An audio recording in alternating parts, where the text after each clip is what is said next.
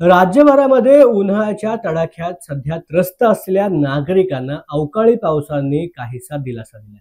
मात्र ह्या अवकाळी पावसाचा आता जोर वाढत असल्याचं पाहायला मिळतंय.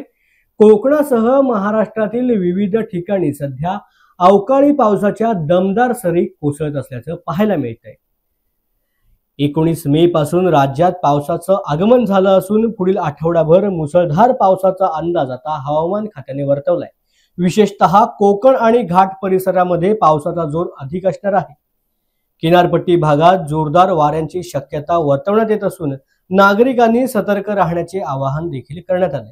हवामान खात्याने दिलेल्या माहितीनुसार अरबी समुद्रात 22 मे रोजी कमी दाबाचे क्षेत्र निर्माण होण्याची शक्यता आहे आणि त्यामुळेच महाराष्ट्रात पावसाचे प्रमाण अधिक वाढण्याची शक्यता निर्माण झाली. विशेषतः कोकण, घाटमाथा आणि किनारपट्टी भागात जोरदार सरी कोसळू शकतात. यात रत्नागिरी जिल्ह्यामधील अनेक ठिकाणी आज दुपारनंतर विजांच्या कडकडाटासह आणि ढगांच्या गडगडाटासह जोरदार अवकाळी पावसाच्या सरी कोसळायला सुरुवात झाली. समुद्रामधील चक्रीय वातावरणामुळे कोकणात अवकाळी पाऊस पडत असल्याचा हवामान खात्याचा हा अंदाज आहे. समुद्र किनारपट्टी भागामध्ये सध्या ताशी 50 ते 40 किलोमीटर प्रति तास वेगाने वारे देखील वाहत आहेत.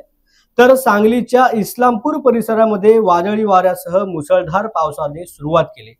तर सोलापूर शहरात देखील मुसळधार पावसाला सुरुवात झाल्याचं पाहायला मिळतंय. या ठिकाणी मोठ्या प्रमाणात आता पावसाने झोडपून काढले.